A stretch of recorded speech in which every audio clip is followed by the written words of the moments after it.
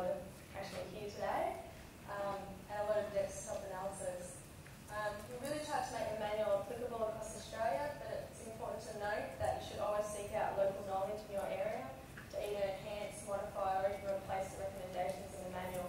It's always important to get the best overall locally relevant structure and outcome, not just to follow guidelines. So I suppose what are the objectives of fauna-sensitive road design? Well, we've already talked about it today, but avoiding environmentally sensitive areas is extremely important. But can't always be an easy thing to achieve. I mean, a lot of things are considered when you put in a road or linear infrastructure. One thing that you can note is that by avoiding environmentally sensitive areas, you can save yourself a lot of time and money, which really, can really get your message home. But when we can't do these things, it's always important to mitigate these fauna structures or to compensate as a last resort. It's also good to identify the nature of the issues in your area.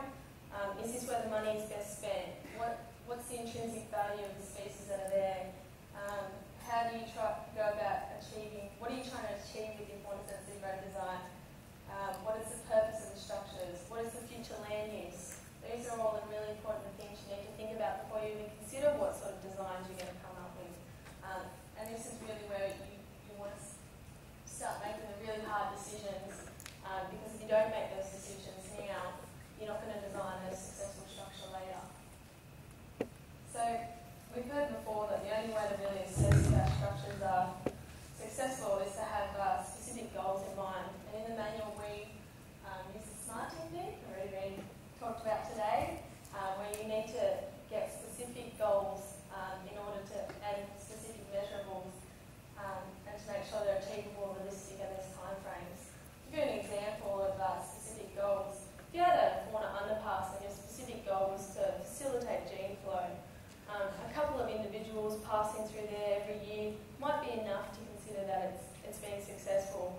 But if you put in a structure for migration purposes, say a species needs to move from one side of the road to the other from spring to summer, and only a few individuals pass through the structure, it's not really keeping that population viable. So it's really important to really think about what your structures are trying to achieve, and that way you're going to set up the right monitoring methods to see if they're successful.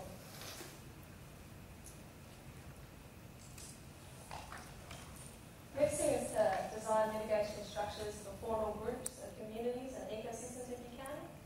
And this is because in one area, obviously, more than one species is impacted. And they don't operate in isolation, they interact with each other to varying degrees and varying effects. So, for example, we have furniture on this underpass to facilitate multiple groups.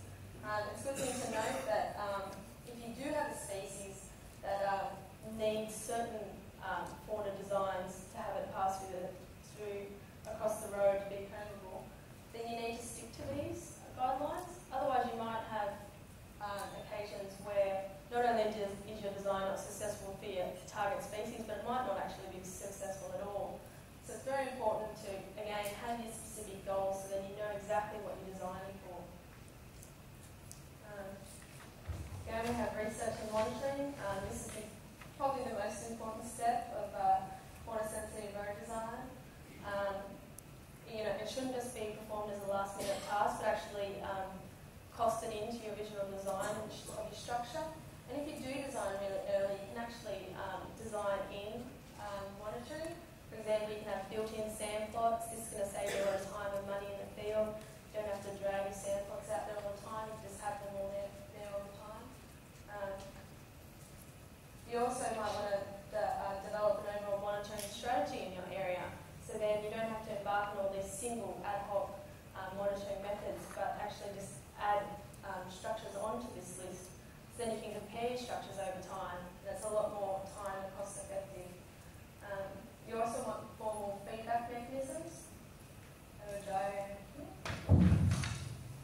if you have we have our fauna-sensitive road design structure, and we have monitoring that gives us our monitoring results. You also want feedback mechanisms so that your monitoring results are going into the development of your next fauna-sensitive road design. So you want to make sure that your mistakes are corrected and all your successes are continued on. And